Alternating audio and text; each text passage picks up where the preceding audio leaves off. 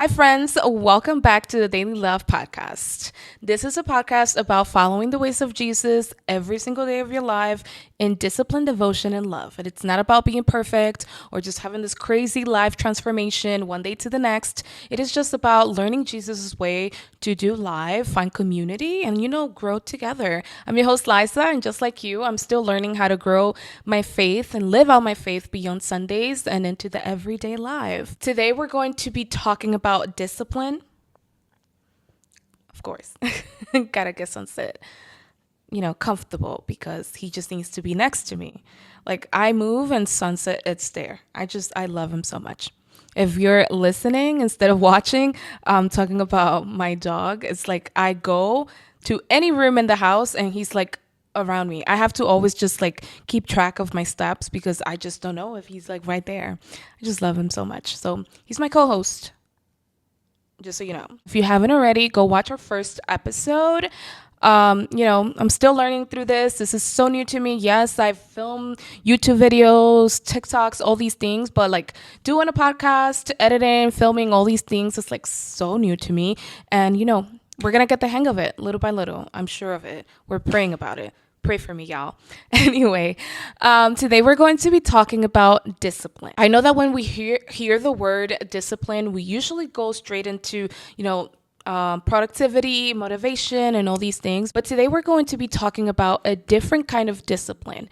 And this is a discipline that I like to call obedience. When it comes to discipline, there's I don't know, like sometimes you just wake up and you set these goals and you're like, you know what, I'm going to do this. I'm just going to jump into it because this is what's going to change my life. And you're like, okay, on Monday, I'm going to start working out. And then Tuesday, I'm going to do this. And then I'm going to wake up at this time. And then you do it on Monday. And then Tuesday, you're like, okay, you might do it. And then by Wednesday, you're like, oh my God, what am I even doing? I want to be very clear. Sometimes we are being used against ourselves, but also sometimes it's really just like our own choices and decisions that are standing on the way. It's not really like, oh my God, it is warfare or this and that and the third. It is really just laziness and just a lack of self-discipline. I do want to also remind you that there are times when we think that if the enemy is like, toying with us or just, we're under warfare or doing or this or that,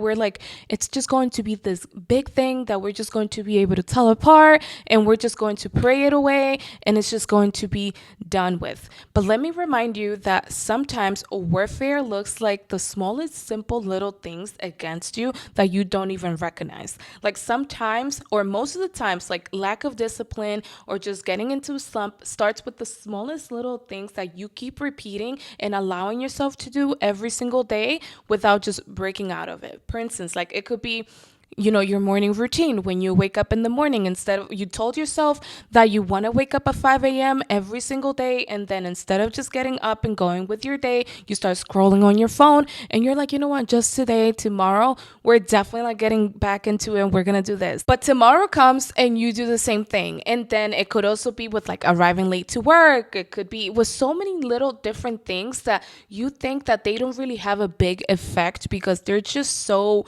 like this small little thing that we do, like how could it just throw our lives off? So those are the things that I want you to stop doing, and I'm going to give you some tips to integrate because those are the things that helped me. In my case, I had such a bad relationship with discipline. And if I'm being quite honest, these are things that I'm still learning every single day and trying to implement in my life. Because I used to always be so disciplined when it came to like doing stuff for others. But then when it came to myself, it was so hard to just be disciplined in the things that I wanted to do for myself. I'll tell you an example. When it comes to the office, I would be like the first one to be there. I would be such an amazing manager. Like I would hire, I would train, I would answer questions. I would be so flexible. I would just be like, I'm gonna be your friend. I'm gonna be there. But when it comes to company, why? Like I will be like, turn on the cameras.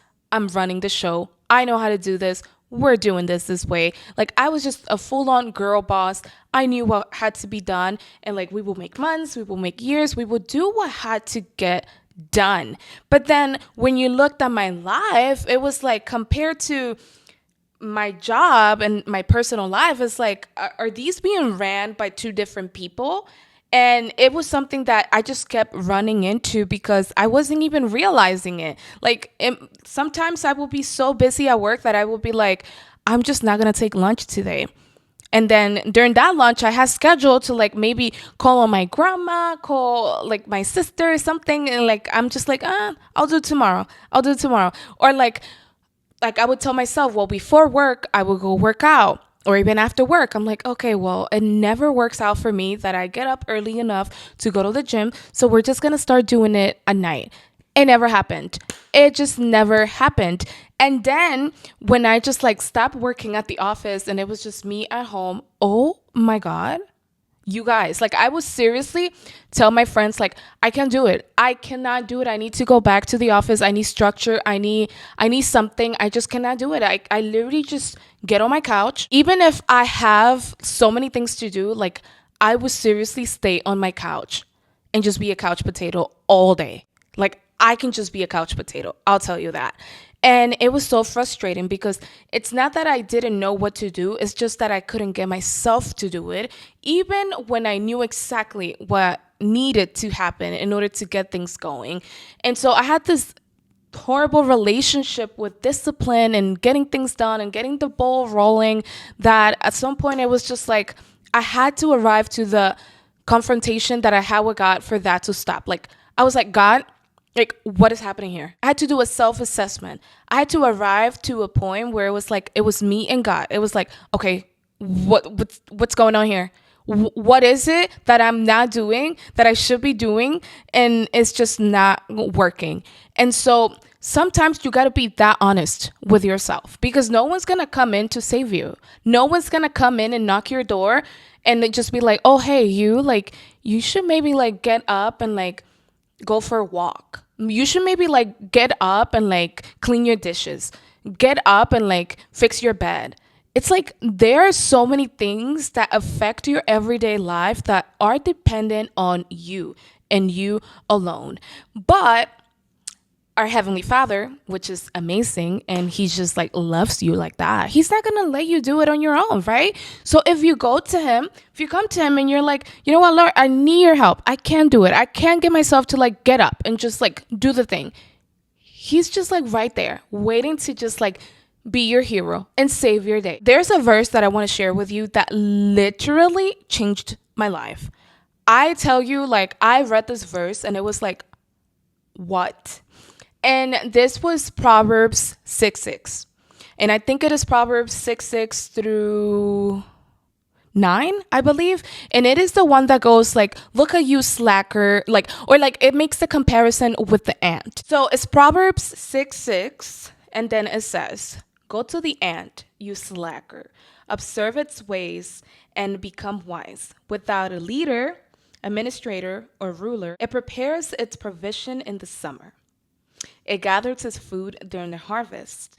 How long will you stay in bed, you slacker? When will you get up from your sleep, a little slumber, a little folding of the arms to rest, and your poverty will come like a robber. You know what's the worst thing? I was actually laying down when I read that. I got up so fast. Like I was like, no, we're not doing this. We're not doing this. What is going on? Why is the Bible actually speaking to me? Like that was the first time that I felt like God was actually speaking to me directly. He spoke directly into my situation, what I had been struggling with for ages. Like when I tell you guys that it was seriously, it was something internal. Like I could not get myself to get up and do the things for like the more that I told myself, like, we're going to start on Monday. It just like, it never happened. I always sat there and I was so disciplined when I was working for other people. But then when I was working for myself and I was doing stuff for myself, it was almost like it was okay to let myself down. It was okay to like not do the things. And I will always make up the excuse that I was just so good at having structure because if I had a boss, like we just had a daily routine and we knew what the goal was of the day and what we needed to tackle. But then when it came to myself, it was more of a like, I'm just there. And so I'm going to share with you the steps that I took to snap out of it and simply start being more disciplined. If you have been struggling with these things, just like I was, These are going to be the steps that are going to just help you snap out of it, get onto it, and just be self-disciplined. I literally work on these every single day.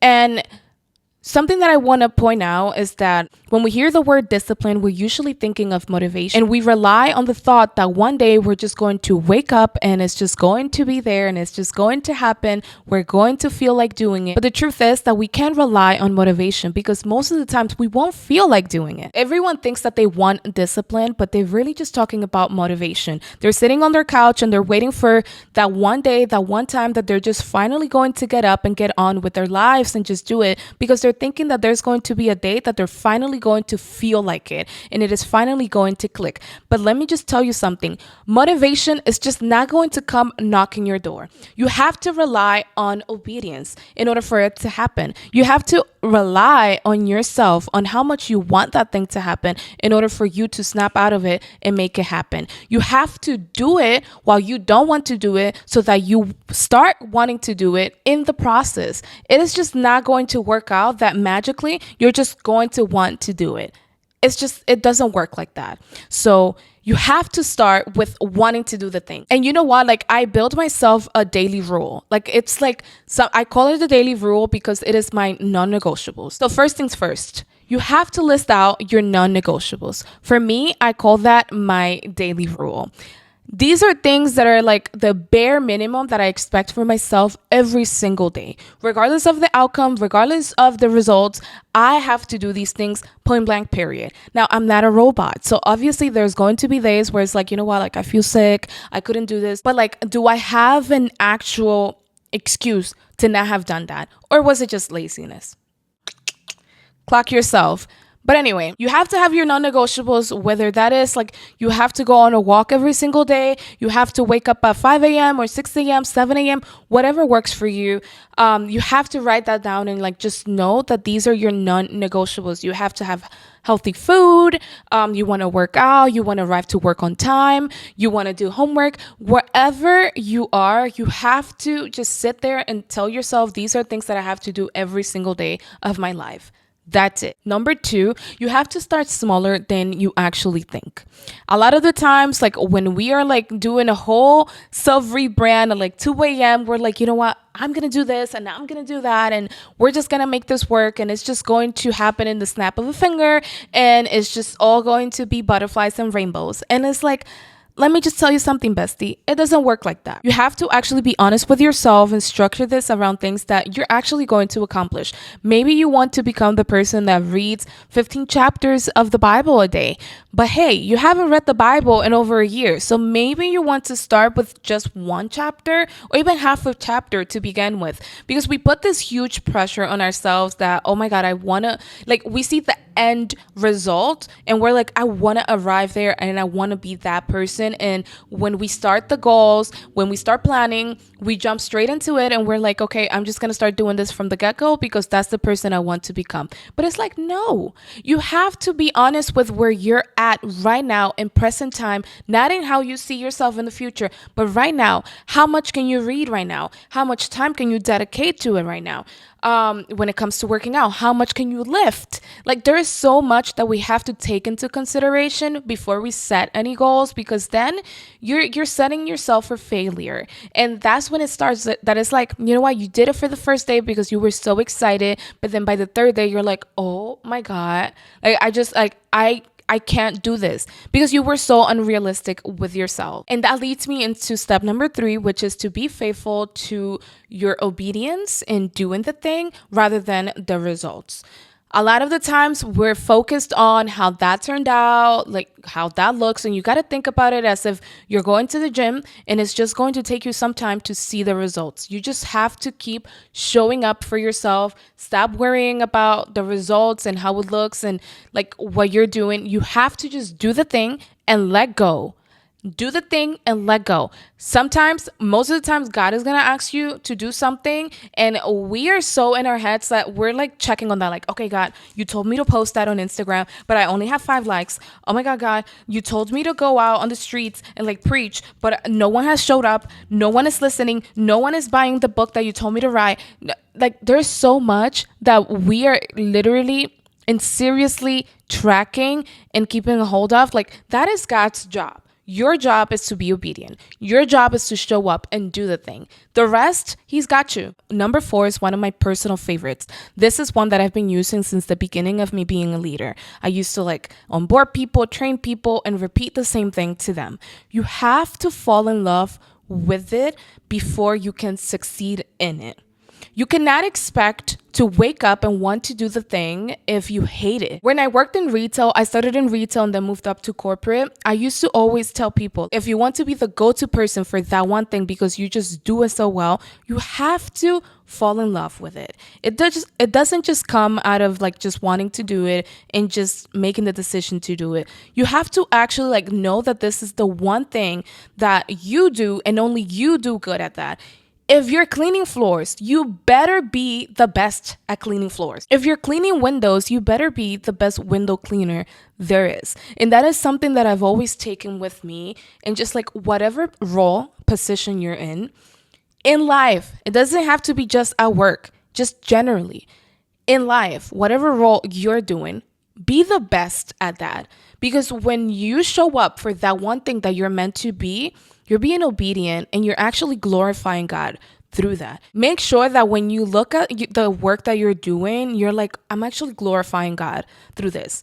There's many times that we're like, but I don't want to do this. I don't want to be like, this is not the position that I want to do. I want to be promoted. I want to do this or that and the third. And it's like, you have to show up as the person you want to be before you become the person that you want to be. I'm not going to promote you and give you the best titles out there if you're showing up late every single day, if you're just not in it. And I can tell and I can see it. So you have to ask yourself, what is it that I want? And you have to start embodying that before you even get it. And the same thing applies to any other roles in your life other than work. When you're praying and you have a clear vision of the things that you want and you're like, God, these are the things, start showing up for that. Like if you want to run 5,000 miles, start showing up every single day, even if you're just running for 10 minutes. And then by the next month and the next month, you're going to start running for 30 minutes and maybe an hour even. And you're going to eventually get there. But you cannot just expect that it's just going to happen just 'cause. Just out of the blue. You have to start showing up and be the best at it that you can. You have to do it even when you don't feel like it so that while you're doing it, you can start feeling like doing it. Pray about it. This one is so important. God has been waiting for you to like be honest with him and with yourself. It's okay to just like sit there and just be like, you know what, like I've been trying this one thing for so long and it's just not working. So I'm just going to be honest with myself and God. And it's like, God, I can't do it. I don't know what you expect from me. You want me to do this one thing, but I just cannot get myself to get up at 6 a.m. in the morning. I can't do it. I need your help. I need you to help me. Make me willing. Make me see what I'm not seeing. Make me see what you're doing in my life and why you want me to do that thing. Why is it so important for me to wake up at 6 a.m., Lord?